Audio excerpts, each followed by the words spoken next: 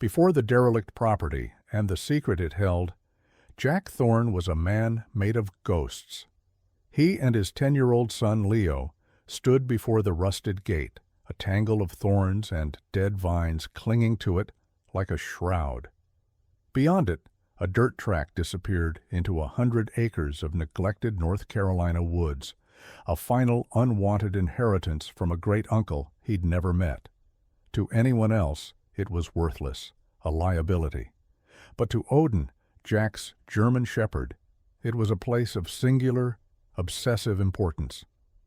The dog, a silent, steady presence in the wreckage of Jack's life, whined low in his throat, his body tensed not with aggression, but with a profound, almost sacred purpose. He knew. He knew that hidden within that forgotten land was a 4-year-old secret that had shattered a community, and a truth that would force Jack to confront the very ghosts he had spent his life running from. It was a secret that could heal him or get him killed. We are so grateful for every single one of you listening today. Please support us by subscribing to our channel and let us know in the comments where you're listening from. We love seeing how far our stories travel. The air in the U-Haul cab was stale with the scent of old coffee and quiet grief. For the last 3 days, it had been a metal cocoon for Jack, his son Leo, and Odin, who lay with his head on Leo's lap in the passenger seat. Jack drove with the practiced economy of motion he'd learned in the military, his hands steady on the wheel, his eyes scanning the road, but his mind was 1,000 miles and 2 years away, trapped in the memory of screeching tires and the smell of rain on hot asphalt. The death of his wife, Sarah, hadn't just broken his heart. It had hollowed him out, leaving a quiet, stoic shell that his son now orbited like a distant moon. He'd quit the teams, cashed in his pension, and drifted, looking for a place where the ghosts were quieter. This inheritance, this patch of forgotten land, was his last resort, a place to disappear. As he turned the rumbling truck onto the overgrown dirt path, the suspension groaning in protest, he felt a familiar cold despair settle in his chest. It was just another dead end. Leo, however, saw an adventure. "Dad, look, is that our house?" he asked, pointing towards a dilapidated cabin barely visible through a stand of overgrown pine trees. The roof sagged in the middle, a porch post had rotted through, and the windows were dark, vacant eyes. "Something like that, Bud," Jack said, his voice flat. He pulled the truck to a stop where the path dissolved into weeds. "Let's get unloaded." The work was mechanical, a familiar rhythm of lift, carry, set down. It was a language Jack understood. He didn't have to talk, didn't have to feel, he just had to move boxes. But Odin was restless. The dog, usually glued to Jack's heel, ignored the flurry of activity. His focus was singular, directed towards a massive, kudzu-choked rockfall at the base of a small escarpment 50 yards from the cabin. His ears were perked, his tail held low and stiff. He paced back and forth before the wall of stone and vine, whining softly, a sound of deep, insistent urgency. "Odin, heel!" Jack commanded, his voice tight with irritation.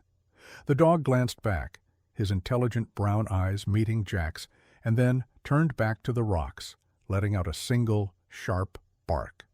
"What's with him?" Leo asked, dropping a box of kitchen supplies with a clatter. "Probably smells a raccoon den or something," Jack muttered, trying to dismiss it. But he knew better. Odin wasn't a chaser, he was a protector, a guardian. Jack had gotten him as a puppy, a last gift from Sarah, who had insisted he needed someone to watch his back when he came home for good.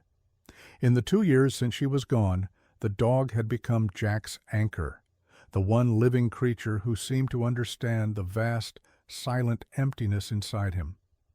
There were nights Jack had woken up from nightmares of the ambush that took his best friend, his hands clenched, his heart hammering, only to find Odin's heavy head resting on his chest, a low rumble in the dog's throat, grounding him back to the present. The dog's intuition was something Jack had learned to trust, implicitly. For 3 days, as Jack and Leo made the cabin habitable, Odin maintained his vigil. He would eat only when Jack brought his bowl to the rockfall, and he slept there, curled up against the cool stone, regardless of the chill in the mountain air.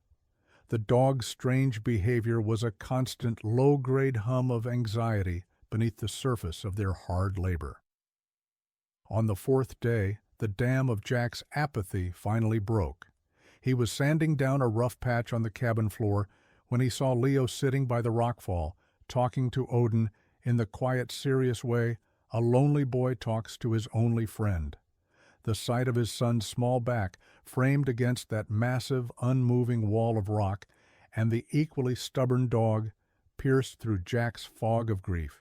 He was failing this boy. He was failing them all. He put down the sander, wiped his hands on his jeans, and walked outside, his boots crunching on the dry leaves. "All right," he said, his voice rough. "Let's see what's got you so worked up." He grabbed a heavy-duty pry bar and a shovel from the bed of his pickup. He wasn't doing it for the dog, he told himself. He was doing it for Leo. He needed a project, a mission. He needed to show his son that some things, even things that looked broken and buried, could be moved. He started with the kudzu, tearing away the thick, choking vines with his bare hands, revealing the true face of the rock slide, a jumble of granite boulders and red clay. It looked ancient, immovable, but as he worked, Odin became more and more agitated, pawing at a specific spot near the base, nudging Jack's hand with his wet nose. It was there, beneath a curtain of hanging roots, that Jack saw it, a sliver of darkness that wasn't a natural shadow. It was a perfect, straight line, the edge of a door.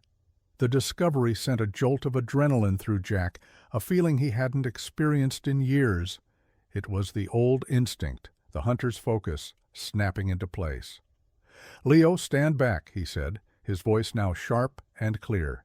Together, he and Odin worked, the man with the pry bar, the dog with his powerful paws, digging and scraping at the packed earth. An hour later, they had uncovered it. A heavy, iron-banded wooden door set directly into the rock face. It was old, the wood warped and gray, the iron pitted with rust. A heavy, industrial-looking padlock secured it. There was no sign of a keyhole. "It's a cave," Leo breathed, his eyes wide with wonder. "A secret cave." Jack's mind raced. This wasn't a root cellar. This was deliberately hidden and deliberately secured.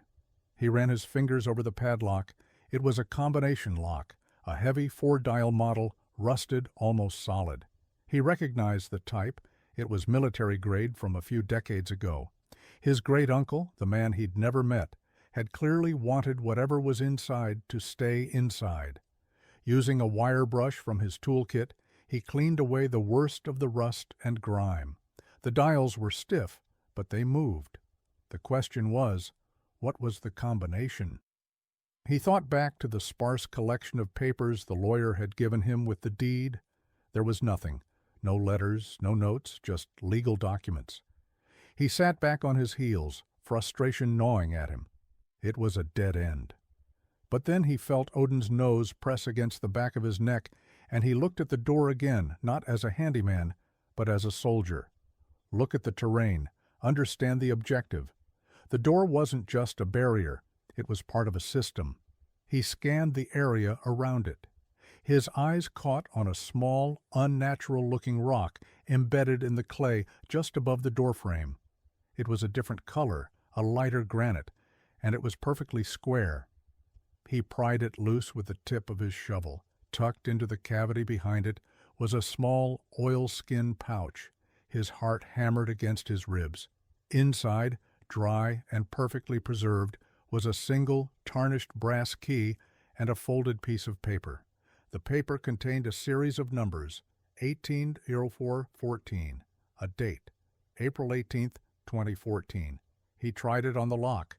The dials clicked, the shackles sprang open with a groan of rusted metal.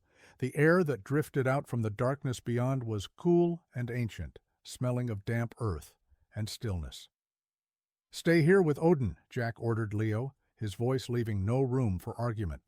He retrieved a powerful flashlight from his truck and with a deep breath pulled the heavy door open, and stepped into the darkness. The beam of his flashlight cut through the gloom, revealing a short man-made tunnel that opened into a small, natural cavern. It was dry and surprisingly clean. In the center of the cavern sat a large steel footlocker, the kind he knew well from his time in the service. It was locked, but this time the key from the pouch slid perfectly into the lock. He turned it, the mechanism clicking softly. He lifted the heavy lid. Inside, nestled on a bed of yellowed cheesecloth, was not treasure or weapons, but something far more intimate. A thick, leather-bound journal, a stack of photographs tied with twine, and a small, intricately carved wooden bird. He picked up the journal. On the first page, in neat, deliberate script, was a name, Arthur Thorne, his great-uncle, and an inscription, "Some things can't stay buried." Jack sat on the cold stone floor of the cave, the flashlight beam illuminating the pages of the journal. He told himself he was just satisfying a curiosity, but a deeper, more resonant feeling was taking hold, the sense that he had stumbled into a story that was already in motion, a story that had been waiting for him.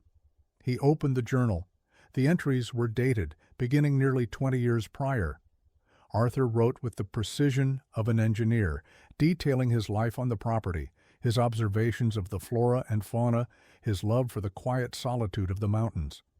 But as the years progressed, the tone began to shift. A thread of anxiety, then anger, crept into the entries. He wrote about a man, a local up-and-comer named Marcus Thorne. No relation, Arthur noted with disgust. A man who was buying up land, promising jobs and prosperity, but who seemed to Arthur to have a darkness about him, a predatory hunger. "Thorne pollutes everything he touches," one entry read. "He sees this land not as a living thing but as a resource to be plundered. He dumps his refuse in the old quarry at night. I have seen the trucks. The creek runs sick in the spring. The authorities do nothing. They are his friends. They drink with him at the club. I must be the one to bear witness." Jack felt a cold knot tighten in his stomach. This wasn't just the rambling of a reclusive old man. It was a record of a lonely, principled fight. Arthur had been documenting Marcus Thorne's crimes for years, collecting soil samples, taking photographs of discolored water, logging license plates. The footlocker was his evidence box. The photographs confirmed it. Blurry, long-lens shots of trucks with the Thorne Development logo emblazoned on the side, dumping barrels into a ravine under the cover of darkness. Jack's military mind began to connect dots to assess the threat. This Marcus Thorne was not just a greedy developer. He was a man with dangerous secrets, secrets his great-uncle had died protecting. He put the journal down and picked up the small wooden bird. It was a carving of a bluebird, its head cocked as if listening. The craftsmanship was exquisite. He remembered seeing a similar, less finished carving on the mantelpiece in the cabin. It was a hobby, a way for an old man to pass the time. But as he turned it over in his hand, his thumb brushed against a tiny, almost invisible seam along the bird's back. He pressed it gently. With a soft click, a small section of the bird's body slid open, revealing a hidden compartment. Inside, folded into a tiny, tight square, was a single piece of paper. It was a hand-drawn map. It wasn't a map of the property, but of the cave system itself. The cavern he was in was just an antechamber. According to the map, a complex network of passages branched off from behind a false wall at the back of the chamber. Arthur had meticulously charted them, marking depths, noting tight squeezes, and identifying larger rooms. One chamber, deep within the system, was circled in red ink. Next to it were two words, the nursery.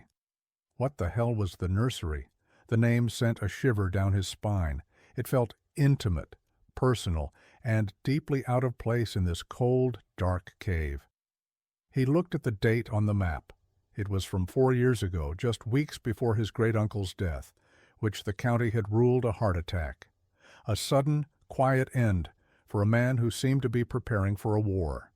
He felt a growing certainty that Arthur's death had been no accident. He had gotten too close to something, and Marcus Thorne had silenced him.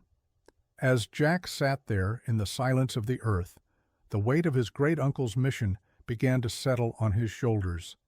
He hadn't come here to disappear. He had been led here, by grief, by chance, and by a dog's strange intuition, to finish a fight he never knew existed. The derelict property was no longer just a refuge. It was a battlefield. And the first step was to understand the terrain. He had to explore the rest of that cave. Over the next few weeks, the property transformed, and so did the man who owned it. The rhythm of physical labor became a form of therapy for Jack. He and Leo worked side by side, their shared purpose building a bridge across the silent chasm that grief had carved between them. They cleared brush, repaired the cabin's sagging porch, and planted a small garden. For the first time in 2 years, Jack heard his son laugh, a clear, bright sound that seemed to chase the shadows from the corners of the old cabin. He found himself talking more, not about the past, but about the future, about what they would build here. He was teaching Leo how to read a compass, how to tie a bowline knot, how to be self-reliant. In teaching his son, he was reminding himself of the man he used to be before Sarah's death, the leader, the protector, the father. His evenings were spent poring over Arthur's journal and map. He cross-referenced the map with modern topographical surveys he downloaded using his old mission planning skills to build a complete picture of the cave system. He bought climbing ropes, headlamps, and safety gear. The cave was his second secret project. He would wait until Leo was asleep, then, with Odin at his side, he would venture into the darkness. He found the false wall exactly where the map indicated, a cleverly disguised section of rock that pivoted inward. The passages beyond were narrow and winding, a natural labyrinth that would be impassable to anyone without a guide. He followed Arthur's path, leaving his own discreet markers, feeling a strange kinship with the dead man whose footsteps he was tracing. He found the nursery. It wasn't a place of horror, but one of surprising tenderness. It was a small, high-ceilinged cavern where a colony of bats raised their young. Arthur had built a small, protected observation blind in one corner, and his journal was filled with detailed notes on their behavior. He was a guardian, not just of the land, but of all its inhabitants. This discovery, however, didn't solve the central mystery. It only deepened it. If Arthur's big secret was exposing illegal dumping, why the elaborate theatrical secrecy of the cave map and the hidden key? Why the name The Nursery? It felt like he was still missing a crucial piece of the puzzle.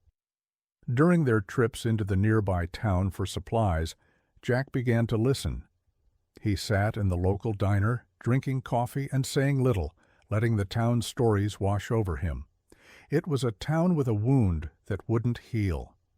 4 years ago, 2 little girls, sisters named Maya and Chloe, had vanished from their backyard. They were 8 and 6 years old. The search had been massive, involving state and federal agencies, but they found nothing. Not a footprint, not a scrap of clothing. It was as if the earth had swallowed them. The town spoke of it in hushed tones, a collective trauma that lingered like the morning fog in the valleys. The date of their disappearance was seared into the town's memory, April 18, 2014.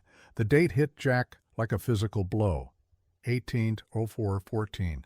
The combination to the lock on the cave door. His blood ran cold. This had never been about illegal dumping. That was just a part of it, the visible face of Marcus Thorne's corruption. The real secret, the one Arthur had died for, was hidden deeper. He felt a suffocating certainty that the fate of the 2 missing girls was somehow tied to this land, to this cave. The thought was so monstrous he could barely contain it. That night his sleep was haunted by visions of 2 small, lost faces and the image of a beautifully carved wooden bluebird.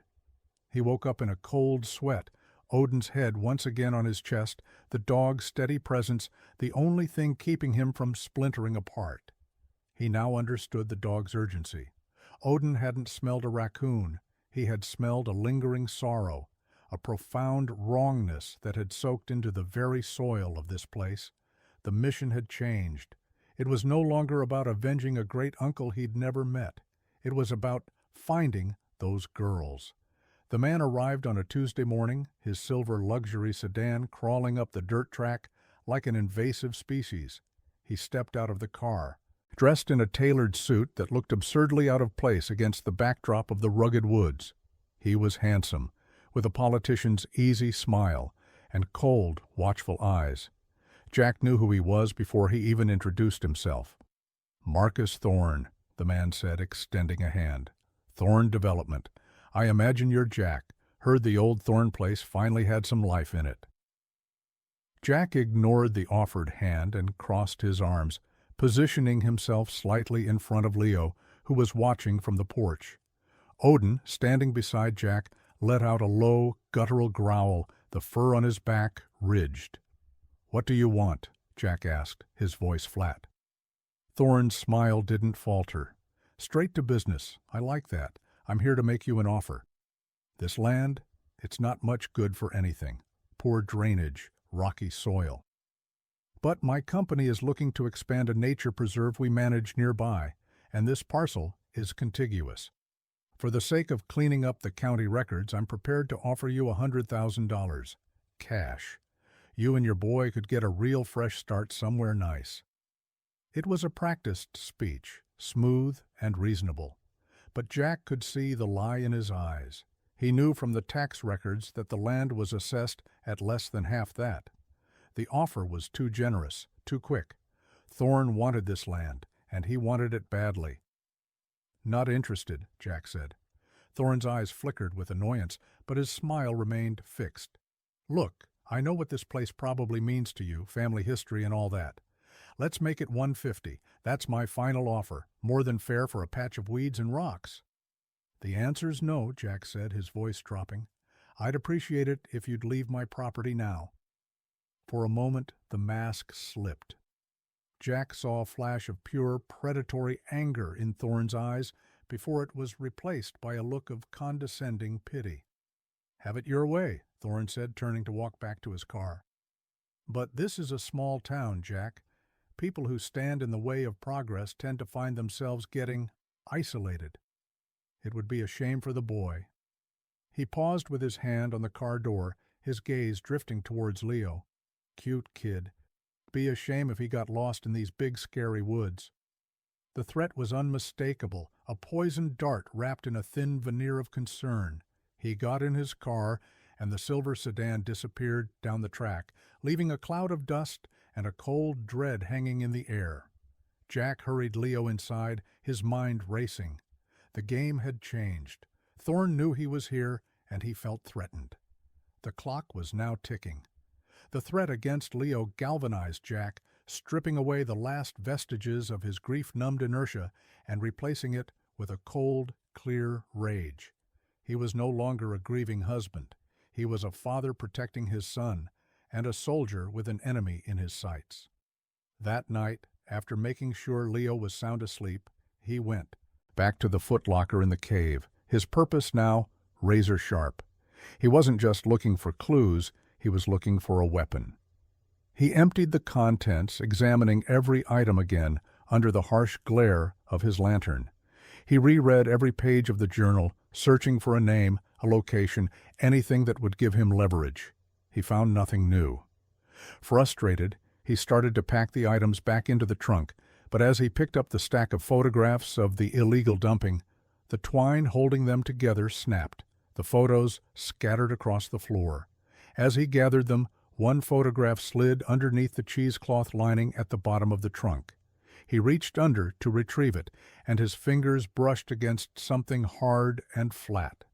He pulled back the lining.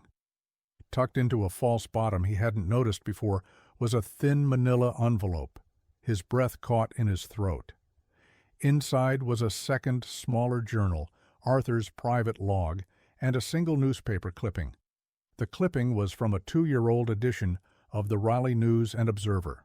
The headline read, Local woman killed in tragic freeway accident. The woman in the picture was Sarah. His vision blurred, the cave walls seeming to press in on him. He read the article, the words blurring through a haze of renewed, searing pain. A multi-car pileup caused by a commercial truck that had lost its brakes on a steep grade. The company, a subsidiary of a larger conglomerate, had paid a settlement, and the official investigation had ruled it mechanical failure. An unavoidable tragedy. But beneath the clipping, in Arthur's familiar, spidery handwriting, was a note. Thorn Development is the parent company. I checked the vehicle maintenance logs through a friend at the DMV. Records were falsified. The brakes on that truck were never serviced. This was not an accident. It was murder, sanctioned by negligence. They knew. Thorn knew. The world tilted on its axis. The random, senseless tragedy that had defined his life for the past 2 years was not random at all. It was a direct consequence of the same rot, the same corruption, the same man that his great-uncle had been fighting. Marcus Thorn hadn't just threatened his future by threatening his son, he had destroyed his past by killing his wife. The wound and the stakes fused into a single, white-hot point of purpose. This was no longer about justice for his great-uncle or even for the missing girls. It was a reckoning. He turned to the smaller journal. The entries were short, coded. They spoke of his growing fear, his certainty that Thorn was involved in something far darker than environmental crimes. The last entry, dated the day before his death, was chilling. He uses the cave, the old passages, not for dumping, for something precious. He called it his insurance policy. I saw him near the West Ridge entrance. He didn't see me. I have to go back. For the bluebirds. Bluebirds, plural, not. The carving. The girls. Maya and Chloe. Their mother had always dressed them in matching blue coats. They were the town's little bluebirds. Arthur had found them. He had found them, and Thorn had killed him for it. And for 4 years, Thorn had kept them, alive, hidden deep within the earth, his insurance policy. Jack's mind, trained for tactical analysis, saw the whole horrific picture with sickening clarity. Thorn had a hidden entrance on the far side of the property, one Arthur had discovered. And with the investigation into the girl's disappearance, now a cold case, and with Jack refusing to sell the land, Thorn was getting nervous. He would be coming back to clean up his mess. Jack knew with the certainty of a man facing his destiny that a confrontation was inevitable. And it would happen here, on this ground, in the darkness beneath his feet. The first step was to get Leo to safety. The next morning Jack packed a bag for his son, his movements calm and deliberate. He invented a story about a sick friend in the next state, a man who needed his help for a few days. Leo, sensing the shift in his father, the new, hard intensity in his eyes, didn't argue. He just nodded, his expression serious. "Is Odin coming with me?" he asked. "No, buddy," Jack said, kneeling down to look his son in the eye. "I need him here with me. We have a job to do." He drove Leo to a bus station 2 towns over and put him on a bus to his sister's house in Virginia, a place Thorn would never think to look. The farewell was brief, brutal. Every instinct screamed at him to keep his son close, but he knew the only way to protect him was to send him away. As the bus pulled out, leaving him alone in the parking lot, Jack felt a profound, aching solitude. He was a man with nothing left to lose, and that made him dangerous. He spent the next 48 hours preparing for war. He was no longer a restorer, he was a soldier fortifying a position. He used his knowledge of the cave system, gleaned from Arthur's map and his own explorations, to turn the labyrinth into a weapon. He was not an aggressor, he was a defender, and the terrain was his greatest ally. He focused on the western entrance Arthur had mentioned in his final journal entry, a narrow fissure hidden in a thicket of rhododendron on the far side of the ridge. He rigged a series of simple, non-lethal traps, tripwires connected to noisemakers, deep in the cave that would alert him to any intrusion, a snare that would drop a net of heavy canvas to block a key passage. He created choke points and dead ends, using carefully placed rock falls to alter the paths, funneling any intruder towards a specific, larger chamber he had chosen as the final confrontation point. It was a chamber with 2 exits, one of which was a vertical shaft leading to an opening on the ridge top, an escape route for him, and only him. He worked without sleep, fueled by coffee and a burning, righteous fury. Odin stayed by his side, a silent, watchful partner, seeming to understand the gravity of their preparations. The dog's presence was a comfort, a steady, living link to the family he was fighting to avenge and protect. On the second night, as he sat at the mouth of the main cave cleaning his service pistol, a weapon he hadn't touched in 2 years, he heard the first signal, a faint, metallic clatter echoing from deep within the earth, the tripwire. Thorn was here. It was time. Jack moved through the darkness of the caves with a silence and speed that was bone deep, a muscle memory from a former life. He left his flashlight off, relying on his night vision and his intimate, hand-drawn map of the tunnels, now committed to memory. He carried only his pistol, a spare magazine, and a length of rope. Odin padded silently behind him, a shadow within the shadow. The air grew colder, heavier, as he descended. He could hear Thorn moving ahead of him, clumsy and loud, cursing as he stumbled over loose rocks. Thorn was an intruder here. Jack was the guardian. He reached the large chamber he had prepared and melted into a narrow crevice behind a sheet of rock, positioning himself with a clear line of sight to the main entrance. He gave Odin a soft command, a low whistle, and the dog disappeared into an adjoining tunnel, circling around to come from another direction. They were a team hunting together. Minutes later, Thorn entered the chamber, his powerful flashlight beam cutting wildly through the darkness, revealing the damp, glistening rock walls. He was carrying a heavy duffel bag and a pistol of his own.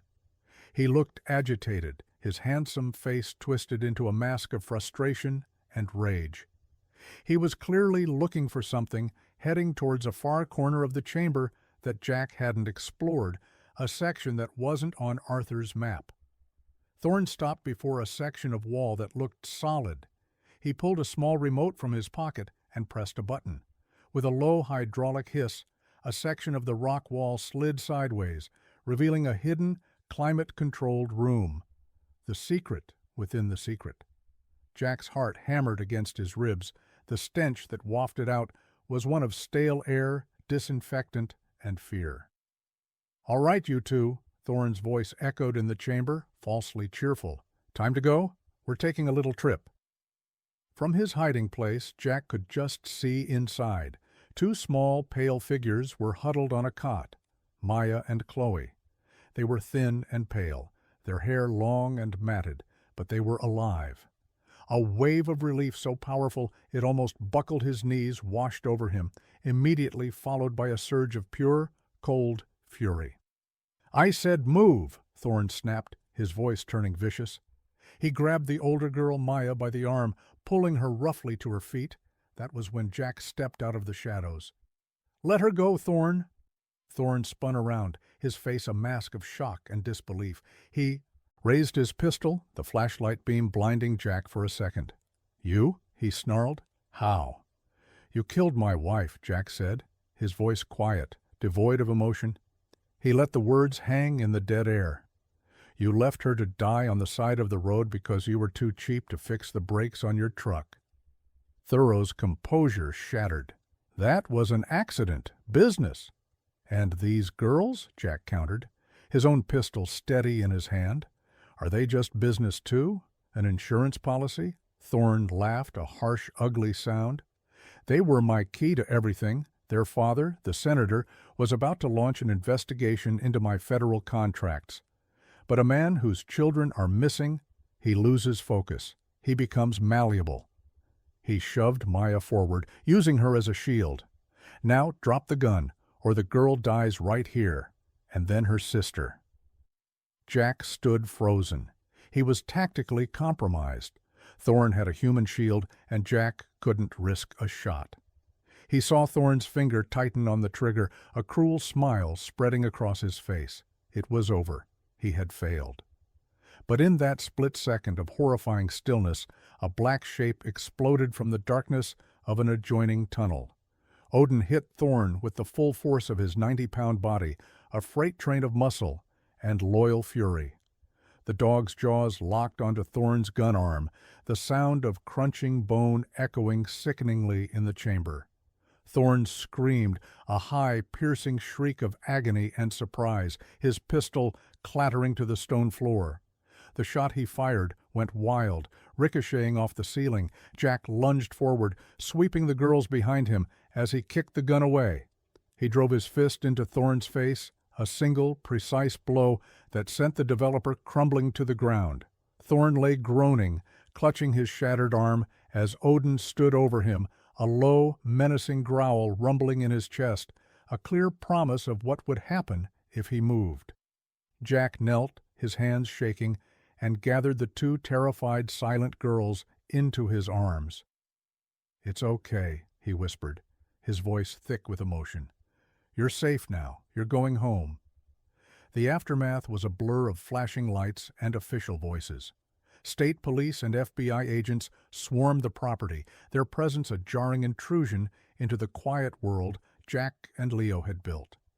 Marcus Thorn, stripped of his power and polish, was taken away in handcuffs, his empire of corruption and cruelty destined to crumble into dust.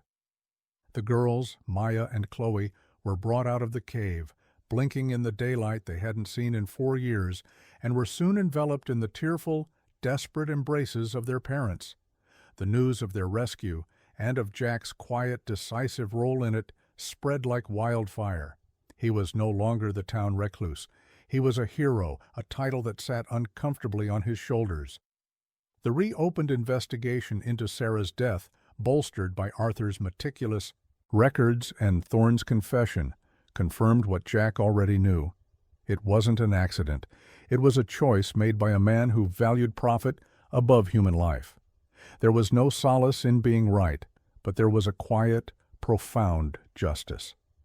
When Leo returned, he didn't run to Jack with questions about the police or the reporters. He just ran into his father's arms, hugging him with a strength that spoke of a deep, unspoken understanding. And then he knelt and wrapped his arms around Odin's thick neck, burying his face in the dog's fur. The three of them were a unit, forged and hardened by loss, and now bound together by a shared victory. They stood on the porch of their small, repaired cabin and watched the last of the official cars disappear down the dirt track, leaving them in the quiet embrace of the woods. The land was theirs again. The ghosts had been exorcised. The property was no longer a symbol of decay, but of resilience. Jack knew they wouldn't leave. They had found their home, not by running from the past, but by facing it in the darkness and dragging it into the light.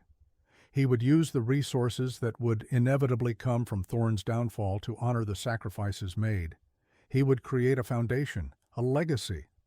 Looking out at the trees with his son by his side and his loyal dog at his feet, Jack Thorn finally felt the first fragile bloom of peace. This story teaches us that the deepest loyalty is often silent, expressed not in words, but in unwavering presence and intuitive action. It shows that the path to healing from profound loss is not found in isolation, but in accepting a new mission, a purpose greater than one's own pain. Jack's journey demonstrates that the very skills and memories that cause trauma can, when repurposed for a noble cause, become the instruments of redemption and justice. True strength isn't about the absence of wounds. It's about finding the courage to let them guide you toward protecting others, transforming a legacy of personal grief into a public beacon of hope. Thank you for joining us for this story. If it moved you, please let us know in the comments, and don't forget to like this video and share it with someone who appreciates a story of courage and loyalty. Your support means the world to us, So please consider subscribing and turning on notifications so you don't miss our next video.